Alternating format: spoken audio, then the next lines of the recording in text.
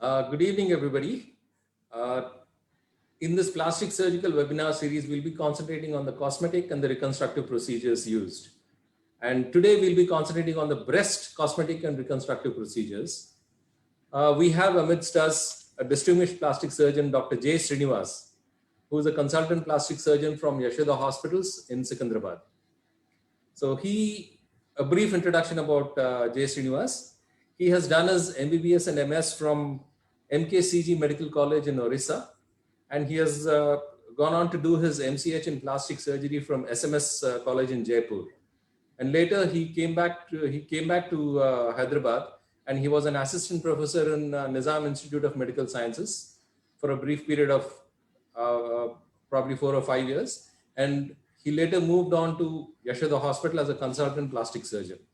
His main area of interest is breast reconstructions and cosmetic surgical procedures. So today he'll be talking about the cosmetic and the reconstructive procedures in the breast. And the moderators of this session are Dr. Chandramouli, who is also a consultant plastic surgeon in Yashoda Hospital's Malakpet.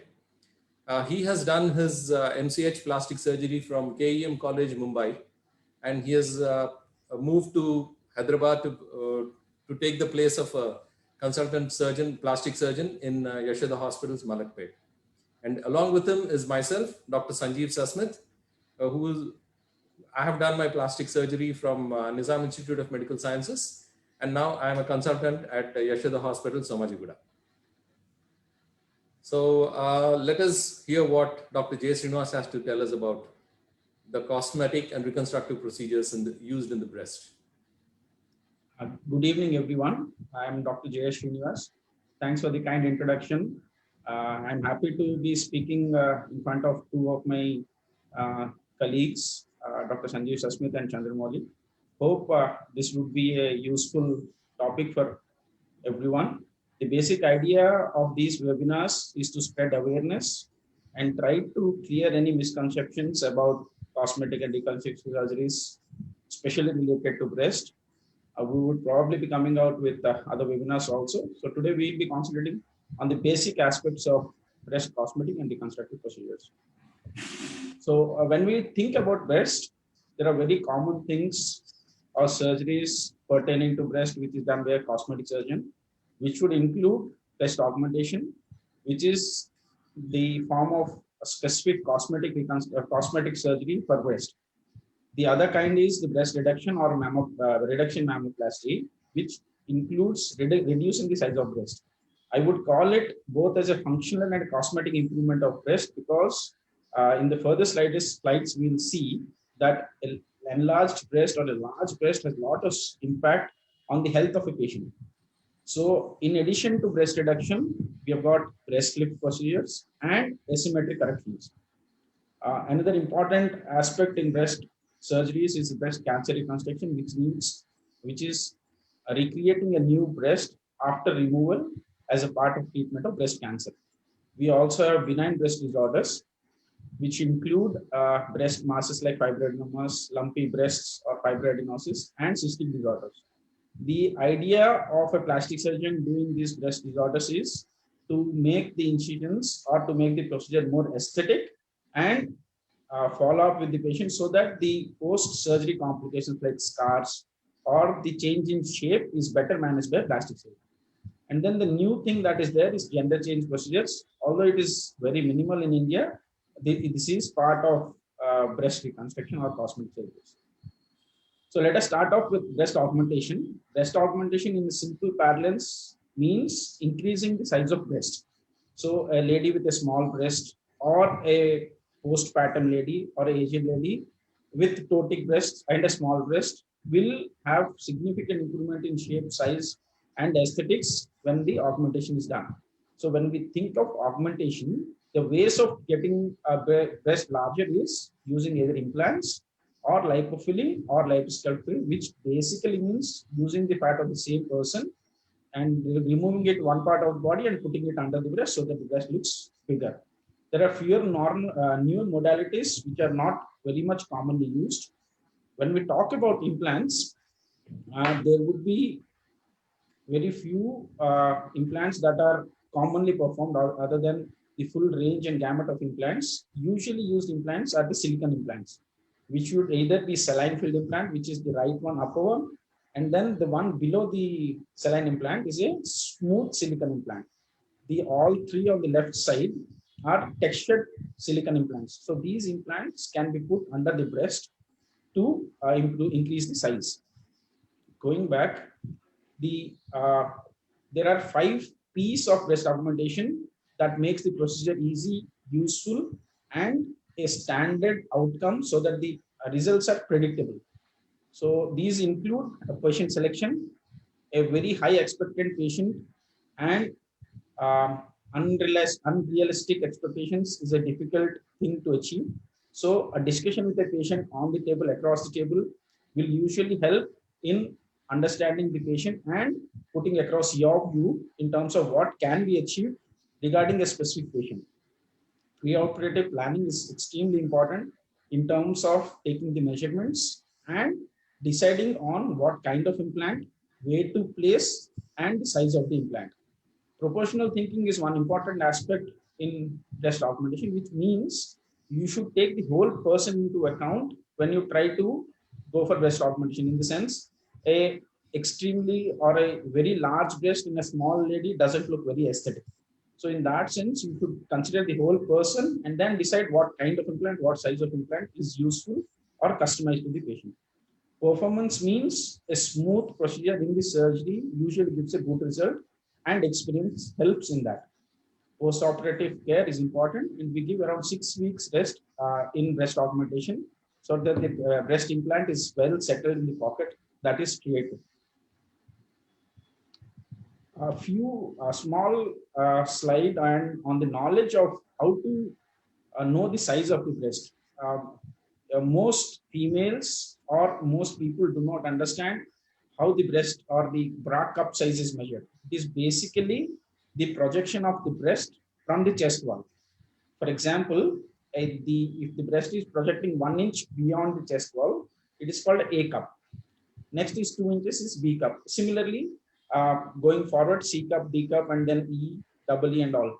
So when we go for breast augmentation, we'll have a gross idea on how much increment of the breast size and projection can be achieved depending upon the preoperative size.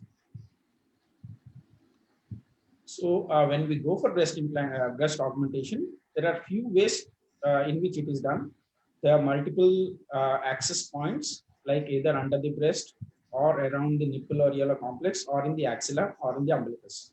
The most commonly is the one with small incision of around 5 centimeters under the breast. And what is important is the preoperative planning or the discussion with the patient before surgery. You decide where the implant is probable to be kept.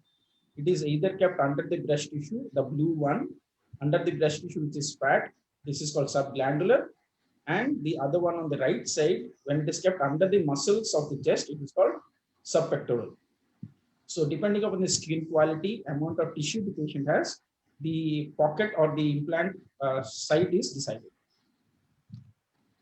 One photograph of a postpartum lady with ptotic small breasts with augmentation in the post-op photographs, which shows you can see the stretch in the skin. Stretched skin gives a better aesthetic look, and you can see the fullness in the upper poles on the right side. Upper poles is the part of the breast which is on the upper part of the nipple areola complex. This is another lady with breast augmentation. One difference that a breast augmentation makes is increasing the or improving the cleavage line, that is the space between the two breasts. So with small idea on breast augmentation, we will go to breast reduction, or in surgical language, it is called reduction mamoplasty.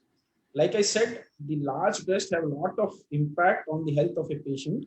So when we consider the impact of having large breasts, the major issues that come up with these patients are they are very unsightly and out of proportion to the body shape.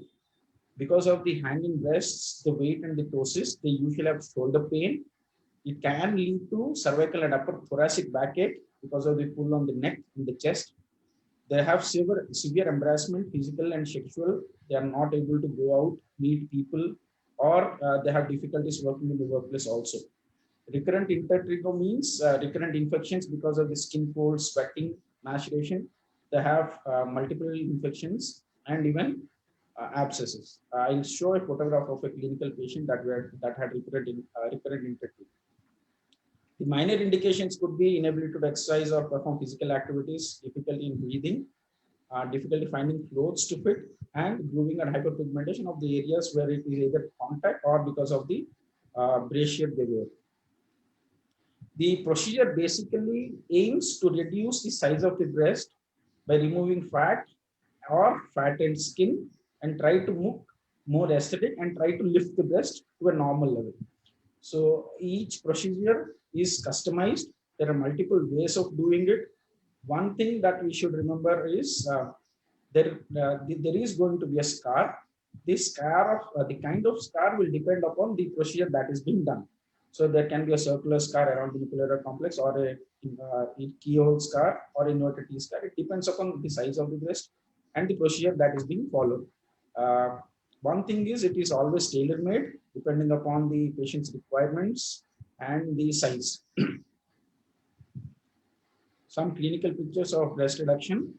This was a nulliparous or a post-pubertal breast enlargement with severe ptosis. You can see the breast going almost up to the few inches above the umbilicus. It is ptotic, and if you can see the scar marks in the next slide, the scars that are present on both slides on the undersurface of the breast is because of recurrent intertrigo or sweating and multiple infections. So we did a breast reduction with the inverted T scar, and then these photographs show a good result with breast elevation, good shape, and outcomes. These red lines on the above and the lower slide show the level of the nipple. So the nipple level could be raised up to 5 and 7 centimeters, and it looks in the front, not down. So that is one of the aims of breast reduction surgeries. This is another sports related lady. She was an active sports person postpartum or having childbirth and then ptotic breasts.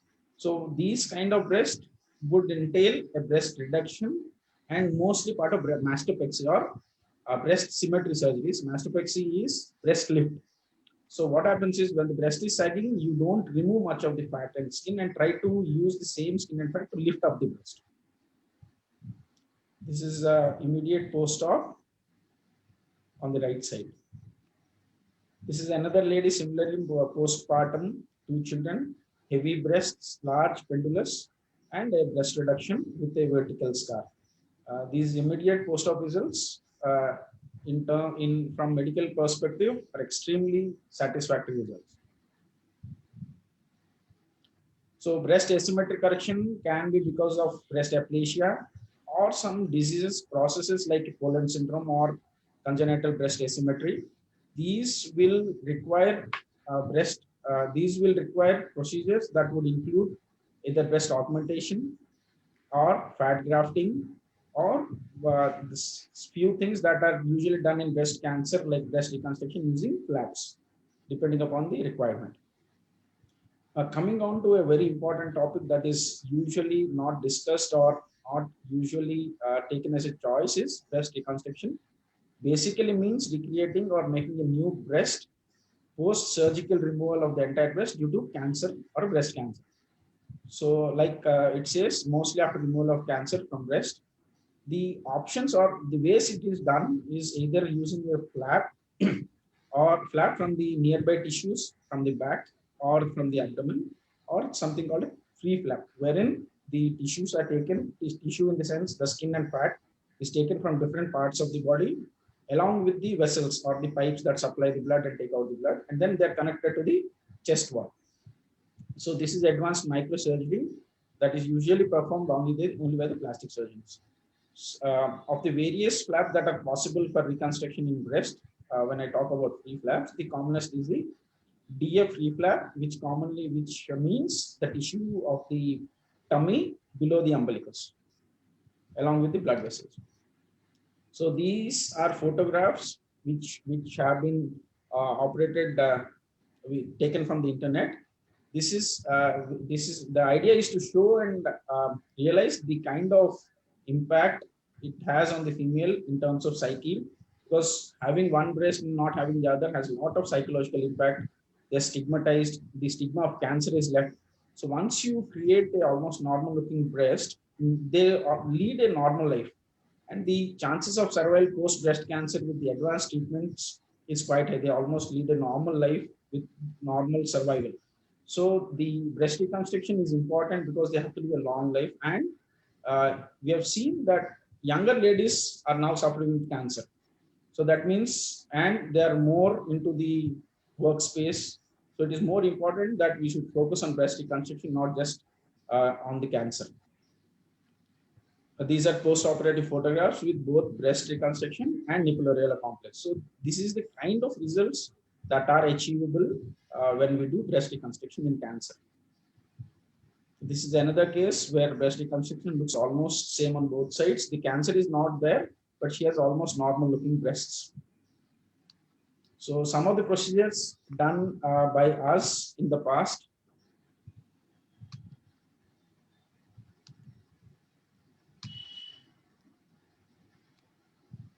So this is a lady with cancer breast, recurrent. So what we did was we used tissues from the thigh, and we, like I said, pre-flap. You take tissue, skin and fat from the thigh, and then move with the vessels into the chest, and then you plumb the vessels in the chest wall.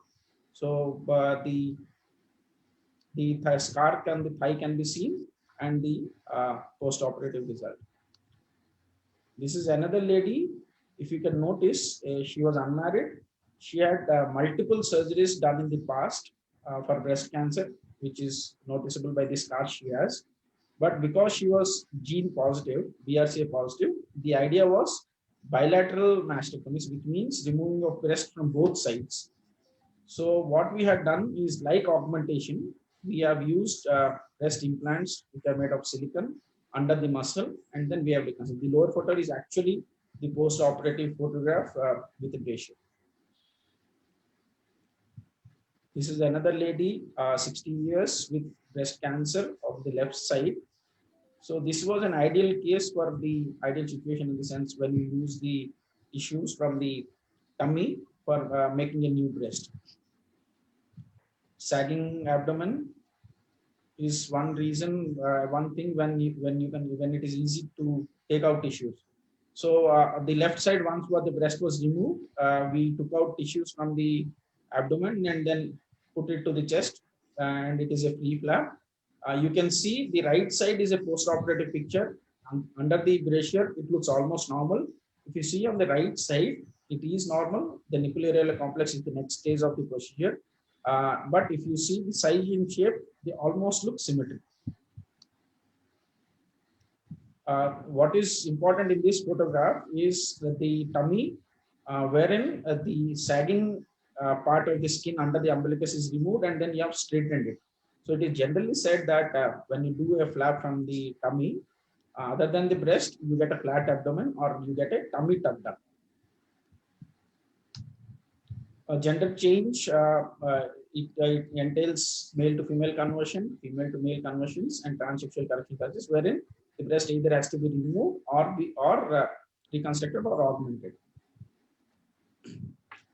In short, after going through all the sites, I would say that breast cosmetic and reconstructive surgery in India is going to grow exponentially because of the kind of population, the kind of young people that we have, and the aspirations that they have. Medical tourism is for breast procedures will increase because of the kind of healthcare in India and the cost. Awareness, self-consciousness, societal and peer pressure is going to play a definitive role. Breast procedures overall are safe, reliable, predictable, and they're standard procedures. The take-home message would be any surgery of the breast will mean, in short, a female's right to a health and body image is the basis to breast procedure. So the idea is to send her back in a normal way. Do men have breast? A few things on male breasts also. Yes, males have breast, post-pubertal or due to medicines or because of age. male breasts also sag and then they look more feminine. This is called gynecomastia or man boobs, and they also have breast cancers, which is extremely rare. So what happens in gynecomastia is you remove the excess fat, the skin, and the gland so that it looks more masculine. The idea is to remove excess tissue and then make it look more masculine. So it is either by liposuction, surgery, and removal of the gland. The right side, the left side photographs of the pre-operative and post-operative, the flat chest is noticed. Another 13-year-old child with post-pubertal breast enlargement also has undergone liposuction with glandage. I think we have done. I'd like to thank for your patience. I'd like to hand over it to Dr. Shefmit for his inputs and any comments. That was a very nice presentation, which covered all the necessary topics in the breast, both in the male and the female. One point I'd like to probably mention in the part where you were talking about breast augmentation. So it is generally advised that you have at least 2 or 3 consultations with the patient before they pull him in for the surgery. And this is a way of actually getting to know the patient a lot better so that you understand how they are, whether they are emotionally labile or whether they are stable, their expectations on the surgery. So, and it builds a rapport with the patient. So it would be, I mean, I'm sure all of us have gone through that. So, but 2 to 3 consultations would be a good time before the patient undergoes the procedure. One additional point in this, and one question I wanted to ask Dr. Srinivas. So many times we come across patients, this is regarding the reconstructive part, the breast reconstructions. Patients ask us, when do we go in for the reconstruction? Is it immediate or is it going to be delayed, secondary reconstruction? So what would you, in your opinion, would be a good time to advise a reconstruction? So when we talk about breast reconstruction in breast cancer, there are various timings when it can be done. One is immediately when the cancer is being removed, meaning to say that the same surgery when the cancer is removed, we can do it then. The other way of thinking is give it a time of few weeks or few months, which is called delayed. The second most common thing that is done is after few years. Why? The reason is you complete your chemotherapy or radiation or medications that are completed, and also you have given it adequate time to see if there is any recurrence or not. So that is when most commonly it is done immediately after surgery. The second commonest is a few years after the breast cancer treatment. When we think about science and medicine, it is said that the best time to do it is immediately after removal. There are a few specific scientific reasons for that. One, the surgery is done in a native tissue, and the dissection or the surgery is a bit easier. One. Two, when you don't do it immediately during breast removal, you give them time. It has a psychological impact on the patient during that period of not reconstructing. So during that time, when she goes to the washroom, when she changes clothes, she always, when she stands before a mirror, she'll feel that she has cancer because one breast is not there, the other breast is there. The shape is different. So it gives constant reminders to them that they were breast cancer survivors. So that also has a psychological impact and recovery of the patient. The proverb or what they say is, you come with a breast cancer, go out of the hospital without the cancer with the breast. That is how it is told to the patient. But finally, it is the decision of the patient to decide when they feel is best for them. My idea is a consultation before the breast cancer treatment starts with a plastic surgeon or a reconstructive surgeon would help the patient come to a decision on when it has to be done. Otherwise, there are all options available. Very true.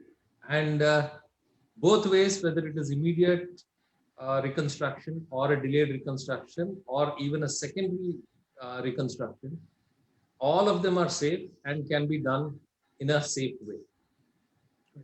That would be probably a take-home message for persons who are suffering or who have had a mastectomy or a breast cancer surgery done. Would you like to add anything, Dr. Chandramouli? Yeah, at the outset, I would like to congratulate Dr. Srinivas for having such a wonderful presentation. He had successfully inculcated all the aspects of breast surgery in a nutshell, and nothing can be more greater than this. This session, I would feel, is just like a platform to bring in awareness amongst all the public as well as the general practitioners. What are the capabilities of a plastic surgeon? And the photographs that Dr. Srinivas has shown, they are themselves self-illustrious. They speak of the humongous volumes of cases that we are exposed to and the fabulous work that we are as a team doing in Yashoda. So I would like to congratulate him. And I feel that this kind of sessions in future, maybe they would be more topic oriented, more specific, so that we can address each and every all the queries related to a particular surgery more in detail. Having said so, I would like to congratulate Dr. Srinivas for such a wonderful presentation. One small point I wanted to add. We have seen some pictures of the reconstructive procedures in the breast, and a common man might not have the imaginary power to know what has been done. So you might have noticed that a few of the breasts after the reconstruction are lacking in the nipple and the areola on the reconstructed side. So I would like to say that this is a part of the reconstructive ladder where the breast tissue is replaced first, and at a later date, once everything settles down, we can always reconstruct the nipple and areola through a minor surgery, which can be done under local anesthesia. So sometimes the patients might be concerned that the breast tissue is there, but there is no nipple or areola. It doesn't look natural. So even that can be done by a small local anesthetic procedure as well as tattooing to get back the nipple and areola. Once this is also completed, it is going to look almost like a natural breast.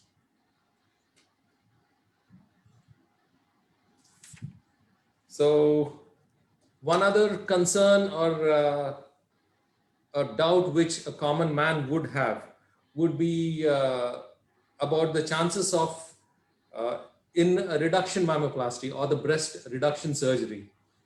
So what are the chances of breastfeeding after the surgery is done? As per the literature and as per the experience, there are issues with feeding post breast surgery or breast reduction. It also means that there are some procedures in the breast reduction that have lesser impact on breastfeeding, some other procedures that have a bigger impact. In the sense, breastfeeding is difficult post few surgeries, breastfeeding is possible post few surgeries. Which surgery is decided on the requirement of the patient depending on the size of the breast. So that definitely needs attention, and that also has to be discussed with the patient regarding breastfeeding, because they need to be aware, is it possible or not? Yes. Second thing is, what is more important is, any lady who has undergone a breast reduction, if she becomes pregnant or otherwise also if she gains weight, there is going to be change in shape of the breast. That means it might increase from the size that the plastic surgeon had made post surgery.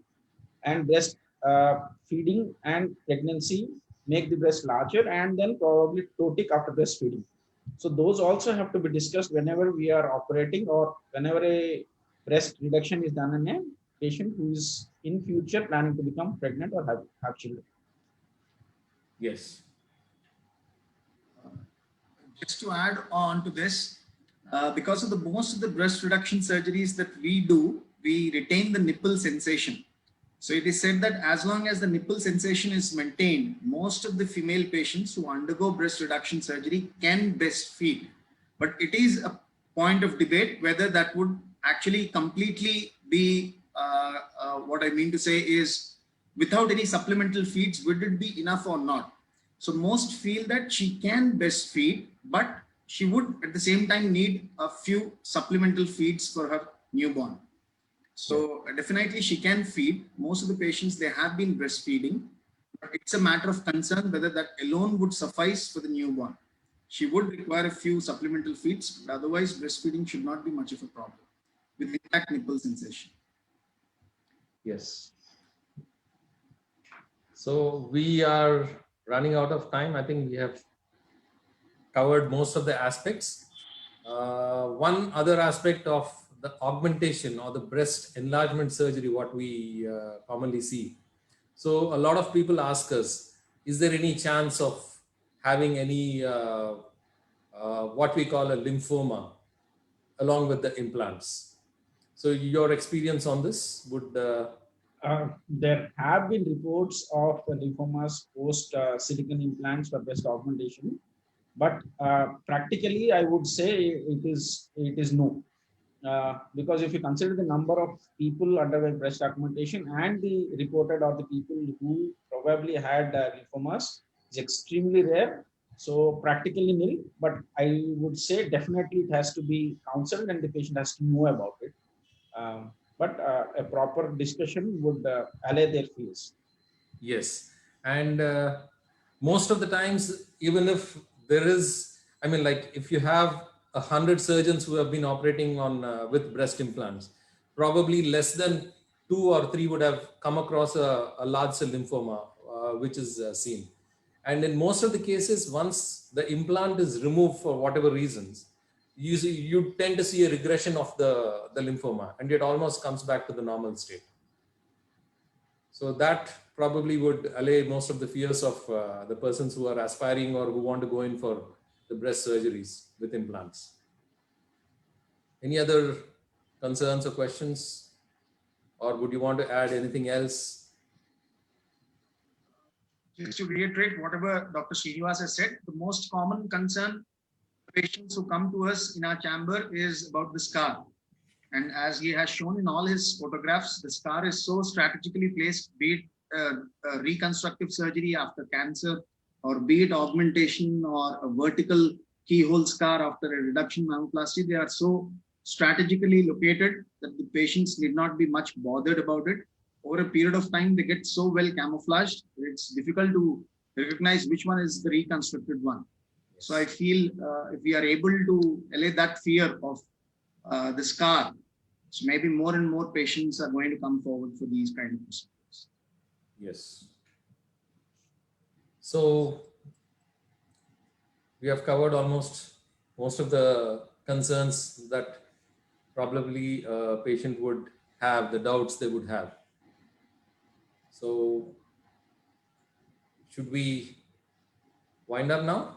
Yeah. Any Thank questions you. in the audience or anyone with a question?